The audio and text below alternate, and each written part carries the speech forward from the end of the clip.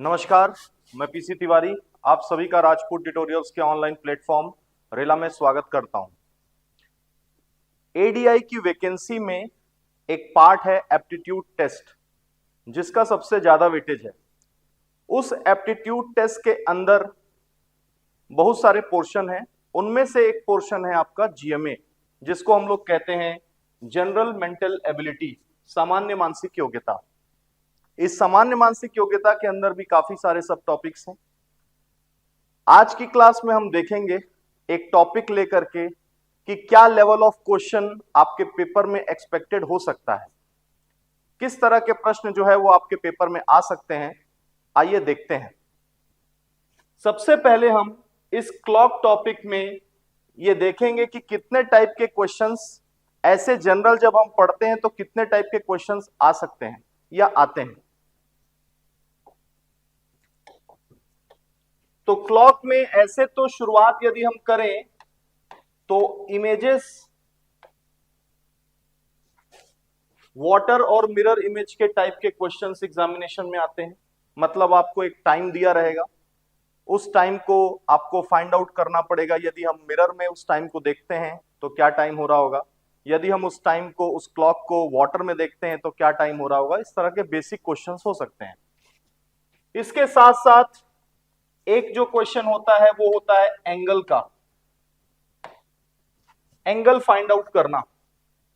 तो angle find out करने में क्लॉक बना होता है, उस क्लॉक में आपको एक टाइमिंग बताई जाती है और उस टाइमिंग के रिगार्डिंग आपको क्या करना होता है, एंगल फाइंड आउट करना होता है। क्लॉक बना नहीं होता है, क्वेश्चन के डिस्क्रिप्शन में बताया जाता है कि 8:20 हो रहे हैं या 8:20 हो रहा है, तो बताइए एंगल क्या होगा minute and and our and के बीच में।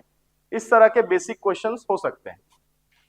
थर्ड जो टाइप होता है उसमें हमारे पास है टाइम, समय ज्ञात करना। कुछ एंगल, कुछ ड्यूरेशन आपको दिया जाता है और आपको टाइम फाइंड आउट करने के लिए कहा जाता है। इस तरह के क्वेश्चन हो सकते हैं। एक है आपका क्लॉक का स्लो होना और फास्ट होना, क्लॉक का स्लो होना और फास्ट होना। तो ये लगभग ये 4 टाइप के क्वेश्चन जो है वो आपके पेपर में एक्सपेक्टेड हो सकते हैं। आज मैं थोड़ा टिपिकल क्वेश्चन ही यहां पर लेकर के आपको समझाऊंगा कि किस तरह से क्वेश्चन, क्योंकि देखिए इमेजेस के क्वेश्चन बनाना, एंगल के क्वेश्चन बनाना, टाइम के क्वेश्चन फाइंड आउट करना और आपका क्लॉक के स्लो या फास्ट होने के प्रॉब्लम को बनाना, इन 4 टाइप के प्रॉब्लम में जो थोड़ा टिपिकल पार्ट है वो है क्लॉक का स्लो और फास्ट होना, जिसमें थोड़ा कंसेप्चुअल पॉइंट लगता है। यदि आपके पेपर में बेसिक क्वेश्चंस नहीं आए और क्लॉक के स्लो और फास्ट से क्वेश्चन आ गए, दैट मींस थोड़ा सा कंसेप्चुअल पॉइंट से क्वेश्चन आ गए, तो आप किस तरह से बनाएंगे। इसीलिए आज की क्लास में हम लोग सबसे पहले यही देखने वाले हैं कि क्लॉक का स्लो और फास्ट होने वाले प्रॉब्लम्स को किस अप्रोच से बनाते हैं। ठीक है, आइए देखते हैं क्वेश्चन को। हमारा ये फर्स्ट क्वेश्चन है, a clock which is gainly uniformly speed was found to be 5 minutes slower at 10 a.m. on Wednesday. Next morning at 11 a.m. it was found to be the 5 minutes fast. इसका मतलब है कि एक clock को शुरुआत में देखा गया, मतलब बुधवार को मॉर्निंग में देखा गया, सुबह देखा गया कि वो 5 मिनट स्लो थी, और नेक्स्ट मॉर्निंग 11 ओ क्लॉक को देखा गया कि वो 5 मिनट क्या है, फास्टर है। तो आपको बताना है कि क्लॉक ने सही समय कब बताया था। तो आइए देखते हैं कि क्या कंसेप्ट हो सकता है इस तरह के प्रश्नों को बनाने का। तो बनाने के लिए तो डायरेक्ट बनाया जा सकता है, बहुत ही शॉर्ट फॉर्म में इसको बनाया जा सकता है, बट अभी आपको मुझे समझाना है, इसीलिए मैं आपको समझा करके बता रहा हूं और बाद में मैं आपको शॉर्ट फॉर्म भी बताऊंगा कि कैसे आपको इसको सॉल्व करना है। ठीक है, आइए देखते हैं। क्वेश्चन में कह रहा है कि वेडनेसडे, ये जो वेडनेसडे है, इस वेडनेसडे को मॉर्निंग में 10 ओ क्लॉक, मॉर्निंग 10 AM में क्लॉक जो है वो 5 मिनट क्या है, पीछे है, या फिर आप कह सकते हो कि स्लो है। ठीक है, और नेक्स्ट मॉर्निंग की बात कर रहा है, इसका मतलब है नेक्स्ट मॉर्निंग क्या होगा, थर्सडे होगा, और उसमें वो 11 बजे की बात कर रहा है, 11 ओ क्लॉक मॉर्निंग। इसमें कह रहा है कि क्लॉक जो है वो 5 मिनट क्या है, फास्ट है। ऐसा वो कह रहा है। ठीक है, तो क्वेश्चन में जो डिस्क्रिप्शन दिया है उसके हिसाब से क्लॉक पहले 5 मिनट स्लो है और बाद में 5 मिनट फास्ट है। इसका मतलब है क्लॉक अपनी कांस्टेंट स्पीड से क्या कर रही है, ट्रेवल कर रही है। यदि हम ये बता सके कि स्पीड क्या है तो हम प्रॉब्लम काफी आसानी से फाइंड आउट कर सकते हैं। ठीक है, तो क्वेश्चन में पूछा जा रहा है कि क्लॉक ने करेक्ट टाइमिंग कब बताया था, सही समय कब बताया था, ये आपको पूछ रहा है। ठीक है, तो देखिए क्वेश्चन को थोड़ा सा देखिए। क्लॉक पहले 5 मिनट स्लो है, धीरे धीरे ये 5 मिनट को गेन करेगी और एक समय आएगा जिस पर क्लॉक क्या करेगी, सही समय बताएगी, करेक्ट टाइमिंग। ये वो समय होगा जिस पर क्लॉक जो है वो क्या करेगी, सही समय बताएगी, करेक्ट टाइमिंग बताएगी। इसका मतलब है इस टाइमिंग पर ना तो क्लॉक फास्ट होगी और ना ही क्लॉक क्या होगी, स्लो होगी। तो पहले क्लॉक को 5 मिनट गेन करना पड़ेगा, जो -5 मिनट है, पहले इधर 5 मिनट आया और उसके बाद 5 मिनट आगे गया। इसका मतलब है ये 5 मिनट और ये 5 मिनट दोनों को यदि टोटल करें तो क्लॉक ने ओवरऑल में 10 मिनट क्या किया,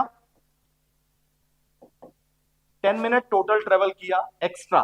और इस एक्स्ट्रा 10 मिनट को ट्रेवल करने में कितना समय लगा आपको, तो बुधवार को दैट मींस वेडनेसडे को मॉर्निंग में 10 AM से लेकर के नेक्स्ट मॉर्निंग थर्सडे 11 AM की यदि हम बात करते हैं तो टोटल 25 आवर्स होते हैं। मतलब यदि मैं यहां से लेकर के स्टार्ट करता हूं और यहां तक जाता हूं तो कितना हो जाएगा, 25 आवर्स हो जाएगा।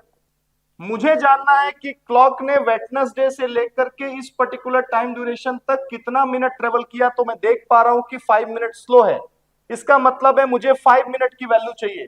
तो 10 में कितना डिवाइड करूं कि 5 आए, 2 डिवाइड करना पड़ेगा। तो यहां पर कितना आ जाएगा, 5 मिनट आ जाएगा।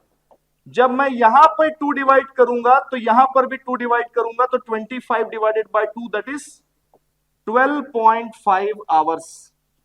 इसका मतलब है इस पर्टिकुलर टाइम से 12.5 आवर्स के बाद जो समय मिलेगा उस पर घड़ी ने क्या किया होगा, सही समय बताया होगा। इस तरह से आपको इसको सॉल्व करना है। इसका मतलब है कि 5 minute is equal to 12.5 hours. तो 12.5 आवर्स का मतलब है कि 12 घंटे और 30 मिनट। 12.5 आवर्स का क्या मतलब है, 12 आवर्स एंड 30 मिनट्स। इसका मतलब है ये जो वेडनेसडे आपको दिया है इसमें यदि मैं 12 आवर ऐड करता हूं तो ये मॉर्निंग का समय है। मॉर्निंग समय में यदि 12 आवर ऐड करता हूं तो नाइट का 10 आ जाएगा, नाइट का 10 आएगा। उसके बाद उसमें 30 मिनट और ऐड करता हूं, इसका मतलब है इस पर्टिकुलर टाइमिंग में 12 आवर 30 मिनट्स क्या करने हैं, अपने को ऐड करने हैं। तो आपका फाइनल आंसर क्या आ जाएगा, वेडनेसडे 10:30 PM। तो यदि मैं क्वेश्चन को देखूं ओवरऑल में तो मैं ये देख पा रहा हूं कि ऑप्शन ए जो है वो आपका करेक्ट आंसर है। क्या आप सब देख पा रहे हैं कि ऑप्शन ए करेक्ट आंसर है। अब देखिए बनाने के लिए इतना सारा डिस्क्राइब करना पड़ा क्योंकि आपको समझाना है। यदि इसे डायरेक्ट बनाना है तो किस तरह से करेंगे, तो डायरेक्ट बनाने के लिए आपको पहले पता होना चाहिए कि क्लॉक कितना स्लो है और कितना फास्ट है। हमेशा क्वेश्चन में शुरुआत में क्लॉक स्लो बताया जाता है, बाद में कुछ देर के बाद क्लॉक क्या हो जाता है, फास्ट हो जाता है। तो जैसे इस क्वेश्चन में हम देख रहे हैं कि क्लॉक 5 मिनट स्लो है, बाद में 5 मिनट्स क्या है, फास्ट है। तो जो स्लो है और फास्ट है उसको टोटल कर लीजिए। तो टोटल किया तो कितना आया, 10 मिनट्स आया। अब आप ये देखिए कि जहां पे स्लो थी और जहां पे फास्ट हुई है वहां तक क्लॉक ने कितना ट्रेवल किया है। तो हम देख पा रहे हैं कि वेडनेसडे 10 AM से लेकर थर्सडे 11 AM तक टोटल 25 आवर्स ट्रेवल किया है उसने। तो 25 आवर्स हो गया। तो कितना एक्स्ट्रा ट्रेवल किया है, 10 मिनट एक्स्ट्रा ट्रेवल किया है, क्योंकि 5 मिनट स्लो था, बाद में 5 मिनट फास्ट था। तो 10 मिनट उसने क्या किया है, एक्स्ट्रा ट्रेवल किया है। कितने घंटों में किया है, 25 आवर्स में किया है। आपको कितना ट्रेवल कराना है, तो हमेशा ध्यान रखिए, शॉर्ट फॉर्म ध्यान रखिए कि जितने मिनट स्लो रहेगी घड़ी को उतने मिनट का ही वैल्यू आपको कैलकुलेट करना है। जैसे इस प्रॉब्लम में देख रहे हैं कि 5 मिनट स्लो थी, इसीलिए हमने 5 मिनट के आवर्स को कैलकुलेट किया। 10 मिनट्स एक्स्ट्रा ट्रेवल करने में 25 आवर्स लग रहे हैं। तो बताइए 5 मिनट ट्रेवल करने में कितने लगेंगे, 12.5 आवर्स। इसका मतलब है कि 12.5 आवर्स का 12 आवर 30 मिनट्स। इसका मतलब है इस स्टार्टिंग टाइम में यदि मैं 12 आवर 30 मिनट्स ऐड कर देता हूं तो मुझे वो टाइमिंग मिल जाएगी जब क्लॉक ने करेक्ट समय बताया है, राइट टाइम शो किया है। ठीक है, तो जैसे ही मैंने उसमें ऐड किया मेरा आंसर आ गया वेडनेसडे नाइट 10:30 PM। ठीक है, यदि ये चीजें क्लियर नहीं हुई होंगी तो आप एक बार पॉज करिए, एक बार आप खुद बनाइए, क्योंकि इस तरह का प्रश्न आपके पेपर में आ सकता है, क्योंकि कोई फॉर्मूला नहीं लग रहा है इसमें। आप समझ रहे हैं मेरी बात को? नॉर्मल क्वेश्चन, एंगल निकालना, टाइम निकालना, ये एकदम बेसिक क्वेश्चन है। ठीक है, या किसी इमेज को फाइंड आउट करना, लेकिन ये कंसेप्चुअल पॉइंट है। जब तक आपको प्रॉपर पता नहीं रहेगा आप इस तरह के प्रश्न एग्जाम में नहीं बना सकते। ठीक है, आइए हम एक दूसरा क्वेश्चन भी देखते हैं। क्वेश्चन में लिखा है एक व्यक्ति 8 से 9 बजे के बीच, एक व्यक्ति है जो 8 से 9 बजे के बीच क्या करता है, बाहर जाता है, और 9 से 10 बजे के बीच क्या करता है, घर वापस आता है। तो देखता है कि घड़ी की दोनों सुइयों ने अपना प्लेस एक दूसरे से बदल लिया है, इंटरचेंज कर लिया है। जैसे यहां लिखा है person goes out of the house between 8 AM 8 to 9 o'clock and return back to 9 to 10 o'clock, then sees that both the hands of the clock have interchanged their position। मतलब minute and and our and ने अपनी positions क्या कर दी है, interchange कर दी है। तो बताइए वह व्यक्ति कितने टाइम के बाद घर वापस आया है। ये भी एक कंसेप्चुअल क्वेश्चन है। वो अलग बात है कि इसका आंसर जो है वो क्या है, फिक्स है। मैं आपको इसको करके बताता हूं कि कैसे करना है इसको। जैसे मैंने एक क्लॉक बनाई,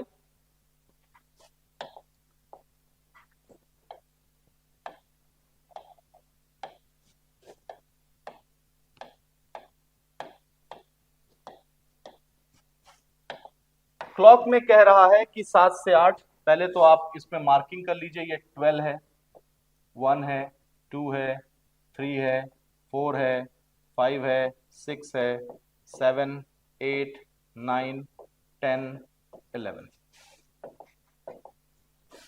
तो 8 to 9 बोल रहा है, तो हम थोड़ा छोटा वाला एक क्लॉक ऐसा रखेंगे 8 to 9, और ये ऐसा थोड़ा बड़ा रखेंगे ऐसा। ठीक, तो ये वाला क्या है, आवर एंड है, और ये वाला क्या है, मिनट एंड है। तो क्वेश्चन में जैसे वो कह रहा है कि क्वेश्चन में आवर एंड ने मिनट का प्लेस ले लिया है और मिनट एंड ने क्या किया है, आवर एंड का प्लेस ले लिया है। तो यदि हम इसकी बात करें आवर एंड की, तो आवर एंड ने कितना डिस्टेंस ट्रेवल किया है, DH, और मिनट एंड ने कितना डिस्टेंस ट्रेवल किया है, DM। लेकिन आप यदि थोड़ा गौर करेंगे तो ये पूरा सर्कल बना रहा है, और पूरा सर्कल बना रहा है, इसका मतलब है कि total distance is equal to DM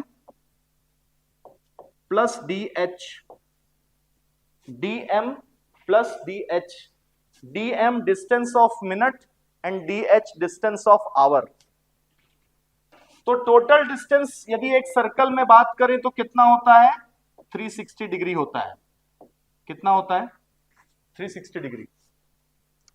अब आपको यह पता है कि डिस्टेंस इज इक्वल टू क्या होता है, स्पीड। क्या होता है, distance is equal to speed into time. Distance is equal to क्या होता है, स्पीड इंटू टाइम। यदि मैं डिस्टेंस निकालना चाहता हूं मिनट का, तो मुझे स्पीड ऑफ मिनट चाहिए इंटू टाइम चाहिए, और यदि मैं डिस्टेंस निकालता हूं आवर का, तो मुझे स्पीड ऑफ आवर चाहिए, उसके साथ क्या चाहिए, टाइम चाहिए। ठीक, अब हमें पता है, हम एज्यूम कर लेते हैं कि ओवरऑल में यह व्यक्ति या पर्सन जो है वो x मिनट के बाद घर वापस आया है। टाइम इज इक्वल टू क्या है, x मिनट है। समझिएगा, x टाइम ड्यूरेशन के बाद x मिनट के बाद घर वापस आया है। तो आपको यह पता होना चाहिए कि स्पीड ऑफ मिनट, यदि बेसिक कंसेप्ट पता है तो पता होना चाहिए कि 6 डिग्री पर मिनट होता है। और स्पीड ऑफ आवर की यदि मैं बात करूं तो यह होता है हाफ डिग्री पर मिनट। ये क्या होता है, हाफ डिग्री पर मिनट। ये बेसिक कंसेप्ट है क्लॉक का। क्लॉक में जो आवर एंड होता है वो 1 मिनट में हाफ डिग्री ट्रेवल करता है, और मिनट एंड जो है वो 6 डिग्री ट्रेवल करता है पर मिनट में। तो ये इस तरीके से है। अब यदि मैं इसमें फाइंड आउट करूं और पुट करूं तो यहां पर मैं देख पा रहा हूं कि 360 डिग्री है। कितना है? 360 डिग्री। अब ये डिस्टेंस ऑफ मिनट है, तो डिस्टेंस ऑफ मिनट में sm into T, sm into T, sm की वैल्यू कितनी है? 6, t कितना है? x, sh की वैल्यू कितनी है? हाफ, और टाइम कितना है? x। इस तरीके से। तो यदि मैं इसको सॉल्व करूं तो क्या आएगा? ये दोनों से x कॉमन हो जाएगा, 2 इधर मल्टीप्लाई करोगे तो 12 आ जाएगा, यहां पे +1 हो जाएगा, डिवाइडेड बाय क्या हो जाएगा? 2, और यहां पे क्या हो गया? 360। 2 को मल्टीप्लाई करिए तो 720/13 इज इक्वल टू x। जब आप इसको सॉल्व करेंगे तो 55 5/13, 55 5/13 आपको मिलेगा। ठीक, तो ये वो टाइम ड्यूरेशन है जिस पर वो पर्सन जो है वो वापस घर आया है। तो आपका आंसर जो है वो क्या है? 55 5/13 है। अब आप देख रहे हो कि इसमें बेसिक कंसेप्ट का यूज हो रहा है। यदि आप थोड़ा सा गौर करेंगे तो बेसिक कंसेप्ट ये है, ये बेसिक कंसेप्ट ही है। तो इसमें कोई दो राय नहीं है कि जब तक आप एंगल फाइंड आउट नहीं करेंगे, टाइम फाइंड आउट करने का प्रोसेस नहीं जानेंगे, तब तक इस तरह के प्रश्नों को कैसे बनाएंगे। इसीलिए बेसिक क्वेश्चंस तो नीडेड है इस टाइप के पेपर के लिए, लेकिन साथ ही साथ कंसेप्चुअल प्रॉब्लम का भी नीड है इस क्वेश्चन में।